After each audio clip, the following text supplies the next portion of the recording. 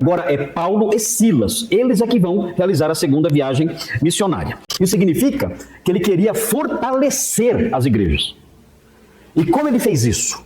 Como ele fortaleceu as igrejas? Ele chegava lá e fazia cultos de libertação, dizendo para as pessoas: você é capaz, você é vitorioso, você... Ele fazia isso, certo? Amém? É claro que não. Essas bobagens, esse lixo todo que é hoje em dia, não havia na época. Quando o texto fala confirmando as igrejas, a própria palavra de Deus vai dizer o que é isso. Onde a palavra de Deus vai dizer o que é confirmar as igrejas. Aqui o texto só fala isso, confirmando. Confirmando é fortalecendo.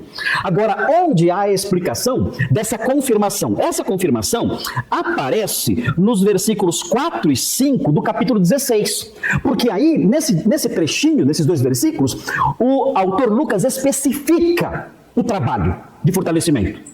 Ele dá detalhes do trabalho de fortalecimento. Aí nós aprendemos, é importante por quê? Porque nós aprendemos como fortalecer uma igreja. Como é que eu fortaleço uma igreja? É só você ter um bom grupo de louvor. Instrumentos modernos, pinta as paredes de preto, efeitos especiais. A igreja fica forte. Fica assim. Bom, vejam aqui nos versículos 4 e 5 como se fortalece uma igreja. Vejam o que acontece aqui. Ao passar pelas cidades, entregavam aos irmãos para que as observassem. Aqui, quando o texto fala as observassem, é uma tradução leve. O que aparece aqui, o verbo que aparece aqui é o verbo filasso. Filasso. Filasso significa guardar. Tem alguma palavra em português que envolve filasso? Conhece alguma palavra que tem filasso em português? Aqui, ó. O gasofiláceo. Por que desse nome? Porque filáceo significa guardar. Então aqui é esse sentido. Olha, eles passavam para os irmãos para que eles guardassem.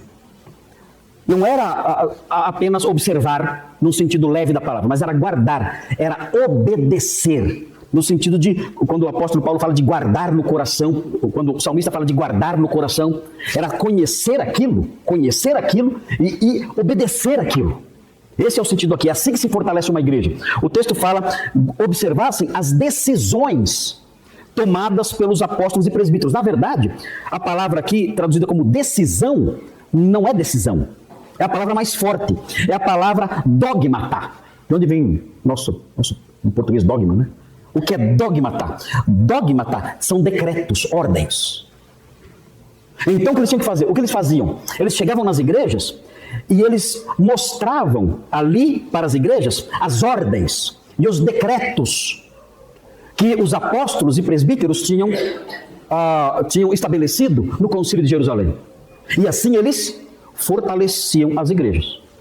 Era assim que eles fortaleciam as igrejas, ensinando os dogmas, ensinando os decretos, ensinando as ordens apostólicas. Isso sim fortalece a igreja. E é importante que esses dogmas, esses decretos e essas ordens, além de ensinar a igreja, também confortava a igreja. Confortavam a igreja, era no plural, né? Dogmas. Então, como se fortalece uma igreja? Aqui nós aprendemos como se fortalece uma igreja. Uma igreja é fortalecida quando ela aprende a sã doutrina, isso é colocado diante dela como decretos e ordens, não como opções.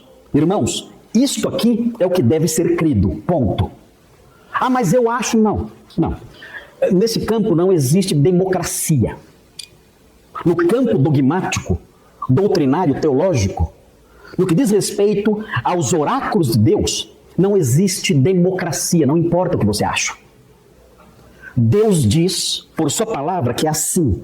Essa é a sã doutrina. É isso que a palavra de Deus diz. É isso que os santos apóstolos ensinam. E é isso que deve ser guardado, observado e obedecido. Isso é dogmático. Isso não é algo transacional. Isso não é algo opcional. Vocês têm que ser fortalecidos por meio da fé nestes decretos. É assim que uma igreja é fortalecida. E mais, ao fazerem isso, aqueles irmãos foram consolados. Por quê? Porque essas doutrinas eram libertadoras. Se não fosse a realidade dessas doutrinas, aqueles homens todos, gentios todos que tinham se convertido, teriam que se submeter à circuncisão e aos ritos judaicos. A carta de Jerusalém dizia: não, para ser salvo, o homem não precisa observar a circuncisão e guardar os ritos judaicos. Nada disso. O homem é justificado somente pela fé em Cristo. Vocês têm que guardar isso.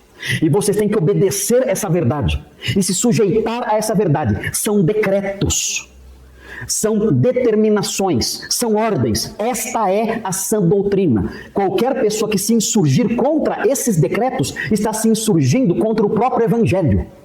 Então, fortaleçam-se acolhendo isso plenamente. E mais, fortaleçam-se sendo consolados por essas verdades, sabendo que a salvação é gratuita e não vem do esforço humano, não vem de rituais judaicos e não vem de qualquer outra forma de esforço pessoal. Então, com isso, ensinando e consolando, as igrejas eram fortalecidas.